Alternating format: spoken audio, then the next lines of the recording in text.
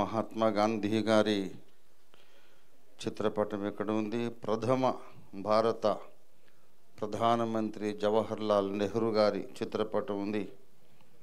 నేతాజీ సుభాష్ చంద్రబోస్ స్వాతంత్ర పోరాటాన్ని ఒక మలుపు తిప్పి తెల్లవారు గుండెల్లో దడబుట్టించినటువంటి మహానేత నేతాజీ సుభాష్ చంద్రబోస్ గారి చిత్రపటం ఉంది. ఈ మహానాయకులు లేనిది మనకు స్వాతంత్రం వచ్చేది కాదు. ఇంకా అనేక మంది ఉన్నారు. మరి స్వాతంత్ర పోరాటంలో తమ రక్త తర్పణం చేసి ప్రాణాలు ధారపోసినటువంటి స్వాతంత్ర పోరాట ఉద్యమ వీరులందరికీ నివాళులు అర్పిస్తూ వారందరి ప్రతినిధులుగా ఈ నలుగురు మహానాయకులకు మనం పూలమాల వేసి వారికి నివాళులు అర్పించి తర్వాత జెండా వందనం చేద్దాం.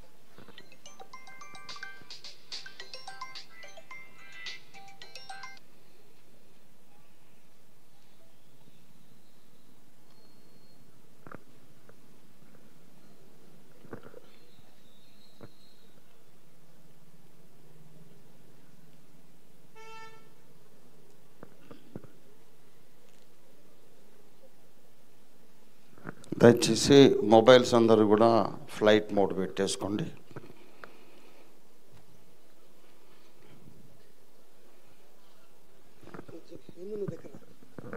జెండా వందనం చేసిన తర్వాత, జెండా ఆవిష్కరించిన తర్వాత అందరం జాతీయ గీతం ఆలపించుకుందాం.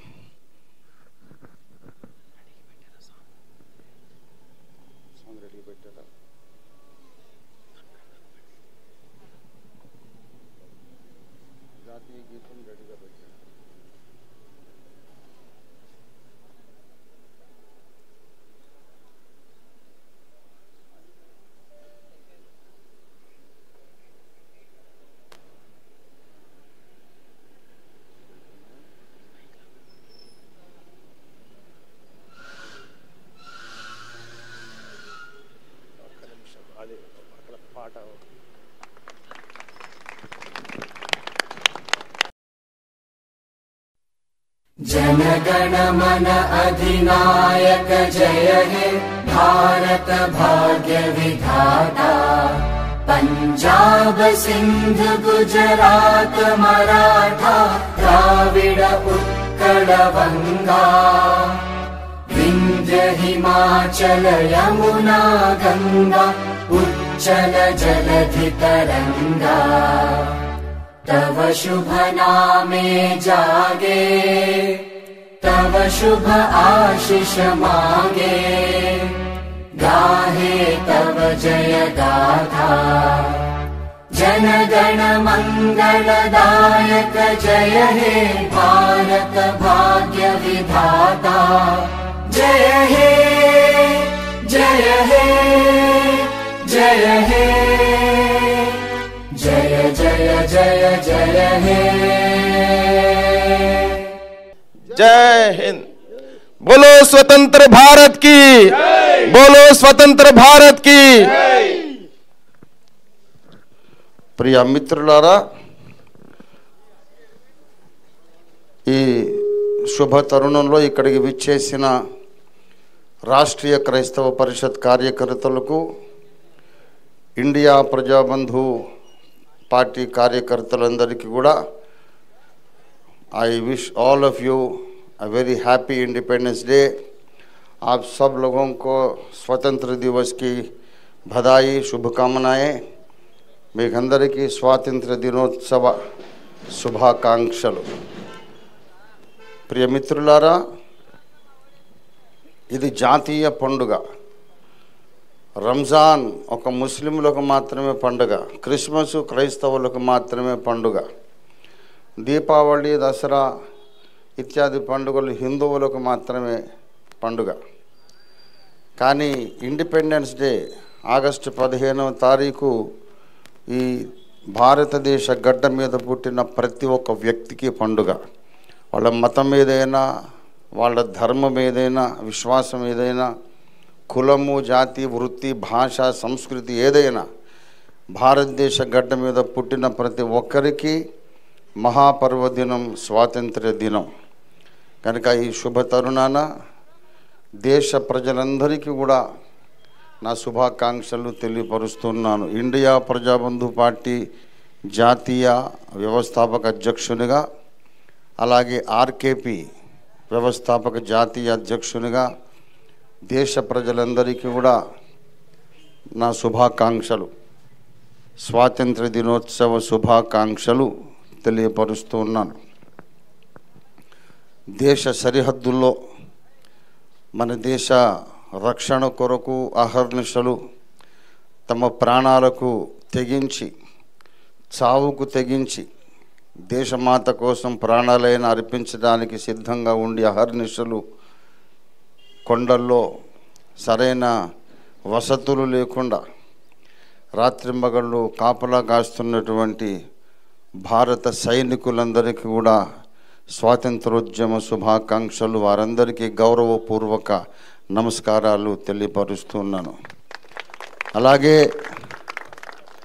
గిట్టుబాటు ధర దొరికినా దొరకకపోయినా, అన్యాయం అయిపోతున్నా, అహర్నిశలు ఆరుగాలం కష్టపడి ధాన్యం పండించి దేశ ప్రజలకు ఆహారాన్ని అందిస్తున్నటువంటి కర్షకులకు, రైతులందరికీ కూడా స్వాతంత్రోద్యమ శుభాకాంక్షలు తెలియపరుస్తున్నాను. అలాగే దేశంలోని అన్ని రాజకీయ పార్టీల నాయకులకు, కార్యకర్తలకు, అన్ని మతాల, అన్ని కులాల, అన్ని వృత్తుల పౌరులందరికీ కూడా స్వాతంత్రోద్యమ శుభాకాంక్షలు తెలియపరుస్తున్నాను. ప్రియమిత్రులారా, ఈరోజు కొంచెం ఆలస్యమైంది. మరి కారణం ఏంటో తెలియదు, కానీ ఇవాళ 9 దాటిన దాకా మన ప్రధానమంత్రి గారే ఎర్రకోట మీద ఉపన్యాసం ఇస్తున్నారు. 9 దాటింది. దాదాపుగా 1:35 నిమిషాలు, 1:40 నిమిషాలు దాదాపు వారు ప్రసంగించారు. మరి దేశానికి ఒక తండ్రి స్థానంలో ఉన్నటువంటి నాయకుడు, మన కుటుంబ పెద్ద. భారతదేశం అంతా ఒక కుటుంబం అనుకుంటే కుటుంబానికి పెద్ద ప్రధానమంత్రి గారు. కనుక ప్రోటోకాల్ ప్రకారం వారు పతాకావిష్కరణ, జెండా ఎగరవేయటం, unfolding of the national flag వారు చేయకముందు ఇంకెవరు చేయకూడదు. వారు ముందు చేయాలి, తర్వాత ఎవరేం చేయాలి. అది ప్రోటోకాల్, అధికార నిబంధన. అంతేకాకుండా వారి సందేశాన్ని వినాల్సిన బాధ్యత కూడా ఉంది. ఆయన ఏం చెబుతారో మనం వినాలి. కాబట్టి నాకు ప్రతి సంవత్సరం కూడా, నాకు ఊహ తెలిసినప్పటి నుండి, ఈ టీవీలు రాకముందు రేడియోలో వచ్చేది ప్రసంగం. అప్పటి నుండి, నా చిన్నతనం నుండి కూడా ప్రధానమంత్రి గారు ఎర్రకోట నుండి చెప్పే ప్రతి ప్రసంగం నేను విన్నాను. ఇందిరాగాంధీ గారు, మొరార్జీ దేశాయ్ గారు, రాజీవ్ గాంధీ గారు, అఫ్కోర్స్ లాల్ బహదూర్ శాస్త్రి, అప్పుడు నాకు అంత జ్ఞానం లేదని జ్ఞాపకం. నెహ్రూ గారు, లాల్ బహదూర్ శాస్త్రి గారు అప్పుడు నాకు జ్ఞాపకం లేదు. మొరార్జీ దేశాయ్ గారు కూడా బాగా జ్ఞాపకం. అప్పటి నుండి నేను ప్రధానమంత్రులందరి ప్రసంగాలు వింటూ వచ్చాను. ఇది 11వసారి మన గౌరవ ప్రధానమంత్రి నరేంద్ర మోడీ గారి ప్రసంగాన్ని ఎర్రకోట మీద నుండి ఇది 11వసారి మనం వింటున్నాం. చాలా సంతోషం. గౌరవ ప్రధానమంత్రి గారు తమ ప్రసంగంలో సుదీర్ఘమైన 1:30 పైగా, దాదాపు 100 నిమిషాలు, the longest ever speech of the honourable prime minister Narendra Modiji, the longest ever speech. ఇంతకుముందు కూడా మాట్లాడారు, అంతకంటే 3-4 నిమిషాలు ఇప్పుడు ఎక్కువ మాట్లాడారు అనమాట. ఇది అతి సుదీర్ఘమైన ప్రసంగం. అంతా శ్రద్ధగా విన్నాను. చాలా మంచి విషయాలు చెప్పారు. ప్రముఖంగా వారు ప్రస్తావించింది ఏంటంటే వికసిత్ భారత్ అనేది ఈనాటి స్వాతంత్ర్య దినోత్సవ సెలబ్రేషన్స్ వేడుకలలో మెయిన్ థీమ్, ప్రధానమైన ఉద్దేశము, అంశము వికసిత్ భారత్. ఇంగ్లీష్లో చెప్పుకుంటే డెవలప్డ్ ఇండియా, అభివృద్ధి చెందిన భారతదేశం అనే దాన్ని మనం సాధించాలి బై 2047. అప్పటికి 100 ఏళ్ళు అవుతుంది. 1947లో 1947లో మనకు స్వాతంత్రం వస్తే 2047కు 100 సంవత్సరాలు అవుతుంది. మరి ఆర్ఎస్ఎస్ వారు 1925లో ఆర్ఎస్ఎస్ స్థాపించబడింది. ఇప్పుడు రేపు 2025కు వాళ్ళు 100 సంవత్సరాలు. వాళ్ళు కూడా 100 ఏళ్ల పండుగ చేసుకుంటారు. నాగపూర్లో వారి యొక్క జాతీయ కేంద్రం ఉంది, సెంట్రల్ ఆఫీస్. సో ఇప్పుడు ఈ 100 సంవత్సరాల పండగ ఆర్ఎస్ఎస్ జరుపుకోబోతున్న సందర్భంలో ఒకనాటి ఆర్ఎస్ఎస్ కార్యకర్త అయినటువంటి నరేంద్ర మోడీ గారు ప్రధానమంత్రి హోదాలో ఉండి ఈ వేడుకలు నిర్వహించడం చాలా మంచి కోయిన్సిడెన్స్. వారిని అభినందించాలి, వారికి కంగ్రాచ్యులేషన్స్. అట్లాగే ఈ 1925లో ఆర్ఎస్ఎస్ 100 ఏళ్ల పండుగ 2025కు మనకి ఆర్ఎస్ఎస్ 100 ఏళ్ళు అవుతుంది. 1925 ప్రారంభం కదా, 2025కి 100 ఏళ్ళు వాళ్ళు కంప్లీట్ చేసుకుంటారు. 2025 దాటి 47 2047లో దేశ స్వాతంత్ర్యానికే 100 ఏళ్ళు నిండుతాయి. 100 ఏళ్ళు కంప్లీట్ చేసుకుంటుంది. అందుచేత ఒక విధంగా స్వాతంత్ర్య సాధనకు శత జయంతి అనుకోండి, లేకపోతే 100వ పుట్టినరోజు, శతవార్షికోత్సవం అనుకోండి. చాలా గొప్ప ఇన్సిడెంట్. ఆ 2047 లోపుగా భారతదేశాన్ని వికసిత్ భారత్గా ఆవిష్కరించాలి, ప్రపంచానికి అగ్రదేశంగా మన దేశం ఉండాలి అనే ఒక ఆకాంక్ష ప్రధానమంత్రి గారు వ్యక్తపరిచారు. అది మనకు గురిగా, మన ముందు ఒక గోల్గా ఆయన ప్రధానమంత్రి గారు మన ముందు ఉంచారు. చాలా సంతోషం. వారు ముఖ్యంగా చెప్పిన కొన్ని సంగతులు ఏంటంటే న్యాయ వ్యవస్థలో సంస్కరణలు చేయాలి అన్నారు. ఎందుకంటే దేశంలో ఉండే కోర్టులలో కొన్ని లక్షల కేసులు దశాబ్దాలుగా అక్కడ పెండింగ్లో పడి మూలుగుతూ ఉన్నాయి. లక్షలో ఇంకా కోర్టులో తెలియదు. ఒక రాష్ట్రంలోనే లక్షల కేసులు ఉన్నాయి. మొత్తం ఈ 29-30 రాష్ట్రాల్లో మరి ఎన్ని లక్షల కేసులో తెలియదు. 25 ఏళ్ళు, 30 ఏళ్ళు, 40 ఏళ్ళు, 50 ఏళ్ళు మూలుగుతూ ఉన్నాయి ఆ కోర్టు కేసులు. న్యాయస్థానాలలో న్యాయం జరగడం అనేది చాలా ఆలస్యం అయిపోతూ ఉంది. గనక న్యాయ వ్యవస్థను సంస్కరించాలి. కొన్ని శిక్షా స్మృతిలో, భారతీయ పెనల్ కోడ్లో కొన్ని ముఖ్యమైన మార్పులు తీసుకొస్తున్నాం. దానివల్ల సత్వరమే న్యాయం అనేది దొరుకుతుంది అని వారు ప్రకటించారు. అది ఎంతైనా మరి స్వాగతించదగినటువంటి మంచి నిర్ణయం. అలాగే భారతదేశం యొక్క విదేశీ నిల్వలు, విదేశీ మారక ద్రవ్య నిల్వలు ఇప్పుడు డబుల్ అయిపోయినాయి, రెట్టింపు అయిపోయినాయి అనే విషయం కూడా ప్రధానమంత్రి గారు చెప్పారు. కానీ అప్పులు ఎన్ని పెరిగినాయో వారు చెప్పలేదు. అది కూడా యథార్థంగా చెప్పుకుంటే బాగుండేది. మరి 1.5 కోట్ల అప్పులు ఉన్నాయి. 1.5 కోట్ల అప్పు. అంత అప్పు మన ప్రధానమంత్రి గారు వచ్చిన తర్వాత ఈ 10 సంవత్సరాలలోనే చేశారు, అంతకుముందు కాదు. సరే, దేశం ముందుకు నడుస్తుందని వారు చెప్తున్నారు, సంతోషమే, అభివృద్ధి చెందాల్సిందే. ప్రాముఖ్యంగా వారు చెప్పినటువంటి విషయం ఏంటంటే, స్త్రీల మీద అత్యాచారాలు జరుగుతున్నాయి, దీనిని రాష్ట్ర ప్రభుత్వాలు సీరియస్గా పట్టించుకోవాలి, స్త్రీల మీద అత్యాచారాలు చేసే వాళ్ళను కఠినంగా శిక్షించాలి అని వారు పిలుపునిచ్చారు. ఇది కూడా ఎంతైనా స్వాగతించదగినటువంటి నిర్ణయం, అందుకు వారిని అభినందిస్తున్నాను. అయితే పనిలో పనిగా మణిపూర్లో వందలాది మంది స్త్రీలను రోడ్ల మీదనే అందరి కళ్ళ ముందు చెరిచి మానభంగం చేసి చంపేసిన దుండగులకు వాళ్ళ ప్రభుత్వమే ఉంది, అక్కడ బీజేపీ ప్రభుత్వమే ఉంది. ఏం శిక్ష విధిస్తారో ఇప్పటికే 2 సంవత్సరాలు దాటిపోయింది. ఇంకా ఎన్నేళ్లకు శిక్ష విధిస్తారో ప్రధానమంత్రి గారు చెప్పుంటే బాగుండేది. మనకు అవసరమైనవి తప్ప మిగతావన్నీ చెప్తారు మన గౌరవ ముఖ్యమంత్రి గారు. మొన్ననే ఛత్తీస్గఢ్కి మన ఆర్కేపీ బృందము, తర్వాత పులి డేవిడ్ రాజు గారు అని ఒక దైవజనులు, ధర్మ ప్రచారకులు, వారు ఛత్తీస్గఢ్ రాష్ట్రానికి వెళ్ళారు.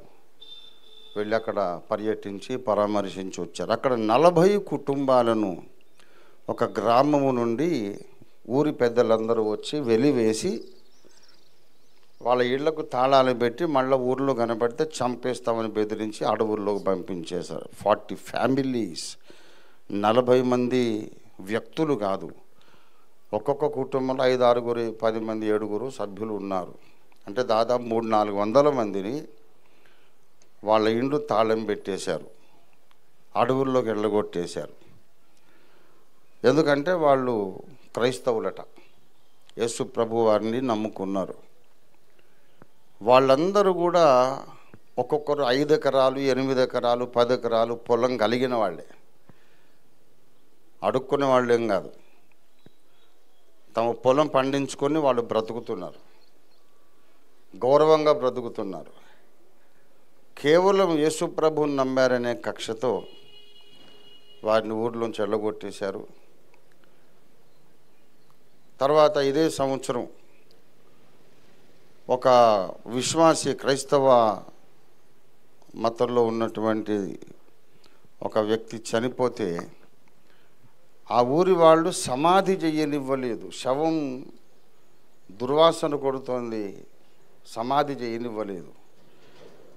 అప్పుడు అక్కడ ఉన్న ఒక నాయకులు హైకోర్టుకి వెళ్ళారు, ఛత్తీస్గఢ్ హైకోర్టుకి వెళ్ళి హైకోర్టు ఆర్డర్ తెచ్చి పోలీస్ సహాయంతో సమాధి చేశారు.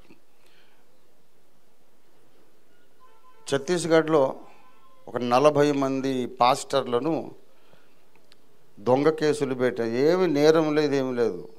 ధర్మ ప్రచారం చేస్తున్నాడు, మతం మార్పిడి చేస్తున్నారని ఎవడో కంప్లైంట్ ఇచ్చారని. మరి ఆ మతం మార్పిడి చేస్తే రాజ్యాంగంలో ఏ సెక్షన్ ప్రకారం నేరము, ఏమి ఎఫ్ఐఆర్ రాశారు, ఛార్జ్ షీట్ ఏముంది, ఏమీ లేదు. 40 మందిని జైల్లో పెట్టారు. మళ్ళీ వాళ్ళు నానా తిప్పలు పడి బెయిల్ మీద బయటకు వచ్చారు. ఇప్పటికీ కేసులు అయితే ఉన్నాయి, బెయిల్ మీద బయటకు వచ్చారు. వాళ్ళతో నేను వీడియో కాల్లో మాట్లాడాను. ఉత్తరప్రదేశ్లో ఒక 500 మంది మీద కేసులు పెట్టారు. ఏంటంటే ధర్మ పరివర్తన కర్తా హై, మతాలు మారుస్తున్నాడు అని జైల్లో పెట్టారు ఉత్తరప్రదేశ్లో. మరి ఇప్పుడు ఇది 2024లో పరిస్థితి. ఇదే పరిస్థితి కొనసాగితే 2047లో వికసిత్ భారత్ అంటే ఎట్లా ఉంటుందో ఊహిస్తేనే భయం వేస్తుంది. వెస్ట్ బెంగాల్లో ఒక జూనియర్ డాక్టర్ని గ్యాంగ్ రేప్ చేసి చంపేశారు. ఇప్పుడు వెలుగులోకి వచ్చేవి కొన్ని, వెలుగులోకి రానివి అనేకం. దాదాపు 15-16 సంవత్సరాల కిందటనే గవర్నమెంట్ వాళ్ళే ప్రకటించారు ఒక నివేదికలో, భారతదేశంలో నలుమూలల మొత్తం అంత స్టాటిస్టిక్స్ తీసి చూస్తే అరగంటకు ఒక రేపు జరుగుతుంది. ఎవ్రీ హాఫ్ అన్ అవర్ ఒక అమ్మాయి మానభంగం అయిపోతుంది. మానభంగం అయ్యే వాళ్ళందరూ కూడా ఎస్సీలు, ఎస్టీలు. ఒక్క అగ్రకుల అమ్మాయి ఉండదు, అందరూ తక్కువ కులాల్లో ఉన్న వాళ్ళే. ఇవాళ ప్రధానమంత్రి గారు చెప్పారు కఠినంగా శిక్షించాలి. ఇండియా ప్రజాబంధు పార్టీ ఆవిర్భావ సమయంలోనే ప్రకటించింది, అమ్మాయిల మీద అత్యాచారం మానభంగం చేసే వాళ్లకు మర్మాంగ ఖండన అనే శిక్ష తప్పకుండా ఉండాలి. వాడు మళ్ళీ ఇంకొకసారి వాడు లైంగికంగా అసలు పనికి రాకుండా చేయాలి. వాడిని చంపొద్దు, మర్మాంగాలు కోసవతలు పడేయాలి, వాడిని వదిలేయాలి. అది సరైన శిక్ష అని ఎంతో కాలంగా మేము డిమాండ్ చేస్తున్నాం. మనం అధికారంలోకి రాగలిగినంత స్థాయి మనకు లేదు, అన్ని డబ్బులు లేవు. ఇప్పుడు ఎన్నికల్లో అధికారాన్ని కొనేస్తున్నారు కదా, ఓటుకు 10,000 20,000 పెట్టి కొంటున్నారు. మన దగ్గర అటువంటి అక్రమ సంపాదన ధనం లేదు. సక్రమ సంపాదన అయితే ఎవడు కూడా 20,000కు ఓటు కొనడు. అది అక్రమంగా సంపాదించింది అయితేనే అక్రమంగా ఖర్చు పెడతాడు. కనుక మన దగ్గర అట్లాంటి ధనరాశులు లేవు కనుక మనం అధికారంలోకి ఇప్పట్లో వచ్చే అవకాశం లేదు. చట్టసభలో ప్రవేశిస్తాం మేము, ఒకరో ఇద్దరు, కానీ అధికారం చేపట్టేది ఇంకా కొంచెం సుదూర స్వప్నం. అయితే ఆర్గ్యుమెంట్ కొరకు అన్నాను, ఒకవేళ మాకే అధికారం ఇస్తే మొట్టమొదట మేము సైన్ చేసే ఫైల్ ఏమిటంటే రేపిస్టులకు, మానభంగ నేరస్తులకు మర్మాంగ ఖండన శిక్ష అనేది. అది ఎన్నోసార్లు మనం ప్రకటించాం. ఇప్పుడు కఠినంగా దండించాలి అని పిలుపిచ్చారు కదా ప్రధానమంత్రి గారు. కనుక పార్లమెంట్లో ఈ బిల్లు పాస్ చేయాలని ఇండియా ప్రజాబంధు పార్టీ, రాష్ట్రీయ క్రైస్తవ పరిషత్ డిమాండ్ చేస్తున్నాయి. It is our demand. ఒకవేళ ఆ మర్మాంగ ఖండన శిక్ష అనేది మీరు బిల్లు చట్టం తీసుకొస్తే మణిపూర్లో వందలాది మంది క్రైస్తవ స్త్రీలను మానభంగం చేసినటువంటి ఆ వందలాది మందికి మీరు ముందు మర్మాంగ ఖండన చేయాలి. అప్పుడే మీరు దేశానికి సరైన ప్రధానమంత్రి అని మేము ఒప్పుకుంటాం. మా హృదయం గాయపడి ఉంది, మా హృదయం గాయపడి. ఇంకెన్నో విషయాలు ఇంకా చెప్పుకుంటూ పోతే దళితులను, ఎస్టీలను, బహుజనులను గాయపరిచిన సంఘటనలు ఎన్నో ప్రస్తుత ప్రభుత్వాలు చేశాయి. ఇంకా అవన్నీ మనం తోడుకుంటే ప్రయోజనం లేదు. అయితే ఒకటే నేను పిలుపునిస్తున్నాను, ఒకవైపు ఏమో మానభంగాలు చేస్తూ వాళ్ళను కాపాడుకుంటూ వస్తూ బీరేన్ సింగ్ గారు అంటారు, మణిపూర్ ముఖ్యమంత్రి గారు, ఆ మానభంగాలు అవన్నీ ఊరికనే చేశారా? అక్కడ క్రిస్టియన్స్ అందరూ మిలిటెంట్స్ అయిపోయారు. క్రిస్టియన్ మిలిటెన్సీని, క్రైస్తవ ఉగ్రవాదాన్ని ఉక్కుపాదంతో అణిచివేస్తాం. క్రైస్తవులు ఉగ్రవాదులు అవుతున్నారు కనుకనే వాళ్ళు అలాగా ప్రవర్తించాల్సి వచ్చిందని వెనకేసుకొచ్చి సమర్థించి మాట్లాడారు బీరేన్ సింగ్ గారు. On record, this is in the internet. తర్వాత ఆయనకు మరి కేంద్ర హోంమంత్రి గారు, ప్రధానమంత్రి గారు హెచ్చరిక చేశారేమో, అట్లాంటి స్టేట్మెంట్లు చేయకు, వాళ్ళందరినీ మనమే పంపించామని అర్థమైపోద్ది జనాలకని. అప్పటి నుంచి ఆయన సైలెంట్గా ఉన్నాడు. కానీ ఈ స్టేట్మెంట్ అయితే ఇచ్చాడు, నేను విన్నాను. కాబట్టి మరి ఇలాంటి భయంకరమైనటువంటి పరిస్థితులు నెలకొని ఉన్నాయి. ప్రభుత్వంలో ఉన్న పెద్దలు ఈనాటికి ఇవాల్టి ఈ స్వాతంత్ర్య దినోత్సవ ప్రసంగంలో కూడా మణిపూర్ను ప్రధానమంత్రి గారు ప్రస్తావించలేదు. మణిపూర్ను ప్రస్తావించకుండా, మణిపూర్ సంఘటనలను ఖండించకుండా స్త్రీల మీద సానుభూతి చూపితే అది మొసలి కన్నీరు కాదా? మొసలి కన్నీరు కాదా? అది కనబడలేదా, వినబడలేదా? దేశం భగ్గును మండిపోయింది. ప్రపంచ దేశాల ప్రజలే కన్నీళ్లు పెట్టుకున్నాయి. ప్రపంచ దేశాల అనేక జాతుల జనాంగాలందరూ కన్నీళ్లు పెట్టుకున్నారు. నీకు ఒక్కడికి కనపడలేదా? అసలు దాని ప్రస్తావనే లేదు. ఇంకోటి, ప్రధానమంత్రి గారు తన ప్రసంగంలో ఇవాళ చాలాసార్లు మహాత్మా గాంధీ గారు, జాతిపిత మహాత్మా గాంధీ అని చాలాసార్లు ప్రస్తావించారు. ఆయన అదే వేదిక మీద నుండి మహాత్మా గాంధీ ఒక దుర్మార్గుడని, మంచోడు కాదని, స్త్రీలోలుడని, ఆయన్ని చంపడం మంచి పని, గాడ్సే మంచి హీరో అని, గాంధీని చంపి గాడ్సే మంచి పని చేశాడని బీజేపీ ఐటీ సెల్ వారు పనిగట్టుకొని ప్రచారం చేస్తున్న ప్రచారాన్ని కూడా ప్రధానమంత్రి ఖండించుంటే బాగుండేది. ఖండించాలి.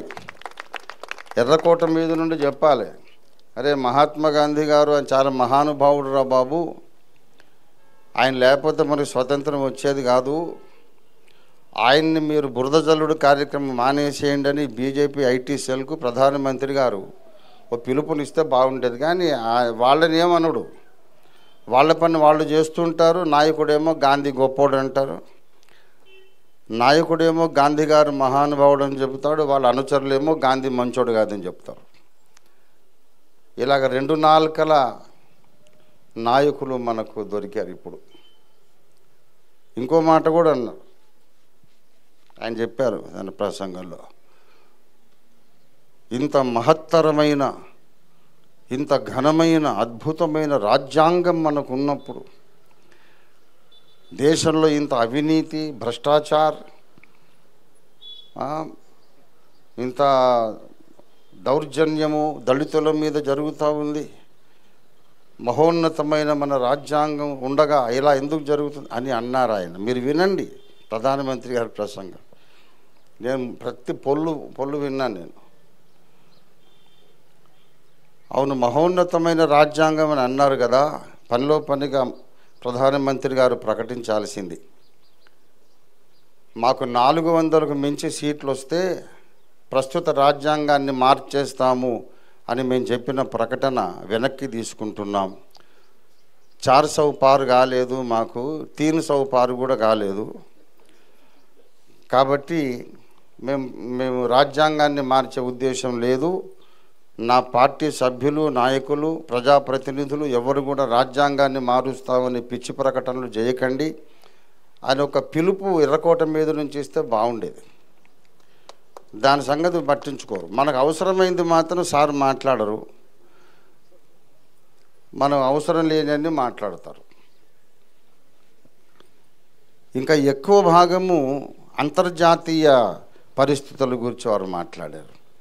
అంతర్జాతీయ ఉగ్రవాదం అనేది ఉన్నది, దాన్ని మేము ఖండిస్తున్నాం. బంగ్లాదేశ్ గురించి మాట్లాడారు, శ్రీలంక గురించి మాట్లాడారు. బంగ్లాదేశ్ గుర్తొచ్చింది, శ్రీలంక గుర్తొచ్చింది, ఆఫ్ఘనిస్తాన్ గుర్తొచ్చింది, మణిపూర్ గుర్తు రాలేదు. వారి జ్ఞాపక శక్తికి మా జోహార్లు అర్పిస్తున్నాం. అంటే ఆయనకు చాలా నమ్మకం, దేశ ప్రజలు మర్చిపోతారులే, మంచోళ్ళు ఎక్కువసేపు ఏ గాయమైనా గుర్తుపెట్టుకోరు అని వారికి నమ్మకం. ఈ పరిస్థితుల్లో స్వాతంత్ర్యం వచ్చినందుకు మనం నిజంగా సంబరపడాలంటే దేశంలోని దళితులు, బహుజనులు, ఎస్టీలు, ఎస్సీలు, బీసీలు, మైనారిటీలు, మతపరమైన మైనారిటీలు అందరూ ఒక మహా సంఘటిత శక్తిగా ఏర్పడాలి. అందరూ ఒక సంఘటిత శక్తిగా ఏర్పడి వారి వాయిస్ని చట్టసభల్లో వినిపింపజేయాలి అనే పిలుపును మరొక్కసారి ఇండియా ప్రజాబంధు పార్టీ, ఆర్కేపీ పునరుద్ఘాటన చేస్తున్నాయి. కనుక ఇప్పటికైనా అన్ని మతాల పెద్దలు, మైనారిటీ వర్గాల నాయకులు, ఎస్సీ, ఎస్టీ, బీసీ మైనారిటీల నాయకులందరూ కూడా ఆలోచించి ఒక మంచి వేదిక ఉంది ఇండియా ప్రజాబంధు పార్టీ మీ కొరకు ఏర్పాటు చేసిన వేదిక. మీరందరూ కూడా అంబేద్కర్ రైట్లను చట్టసభకు పంపించే ప్రయత్నం చేయాలి. కనీసం వచ్చే ఎన్నికల్లోనైనా, మరి ఈ 2029లోనైనా మనం కొంతమందిని అంబేద్కర్ రైట్లను చట్టసభకు పంపాలి. అందుకొరకు మనం పునరంకితం అవుదాము. అప్పుడు నిజంగా వికసిత్ భారత్ అనేది అప్పుడు వస్తుంది. వికసిత్ భారత్ ఎప్పుడు వస్తుందంటే బంగ్లాదేశ్ను గురించి మాట్లాడి మణిపూర్ గురించి మర్చిపోయిన వాళ్ళతో వికసిత్ భారత్ రాదు. నిజంగా వికసిత్ భారత్ రావాలంటే రాజ్యాంగాన్ని రద్దు చేస్తామని బయట చెప్పి ఇప్పుడేమో రాజ్యాంగం గొప్పదని ఇట్లా 2 నాలుకల నాయకులతో వికసిత్ భారత్ రాదు. వికసిత్ భారత్ ఎప్పుడు వస్తుందంటే 500 మంది అంబేద్కర్ రైట్లు లోక్సభలో కూర్చోవాలి, అప్పుడే వికసిత్ భారత్ వస్తుంది. వికసిత్ భారతే మన ధ్యేయంగా దేశ ప్రజలందరూ ముందుకు సాగాలని గౌరవ ప్రధానమంత్రి గారు పిలుపునిచ్చారు. దానికి మనం చెప్పుకునే భాష్యం వికసిత్ భారత్ అంటే 500 మంది అంబేద్కర్ రైట్లు లోక్సభలో కూర్చుని వికసిత్ భారత్ కొరకు మనమందరం పనిచేయాలని మోడీ గారే పిలుపునిచ్చారు. వారిని గౌరవించి అంబేద్కర్ రైట్లందరూ ఏకం కావాలని పిలుపునిస్తూ ఇంతటితో ఉపన్యాసాన్ని ముగించుకుంటాను. అందరికీ జై హింద్, జై హింద్, జై భారత్, बोलो स्वतंत्र भारत की जय रंजितन्ना, जय रंजितन्ना नायकत्व वर्धिल्लाले, रंजितन्ना नायकत्व वर्धिल्लाले, जय रंजितन्ना, जय रंजितन्ना, जय आईपीबीपी, जय आईपीबीपी, जय प्रजाबंधु, जय प्रजाबंधु, जय रंजितन्ना, जय रंजितन्ना.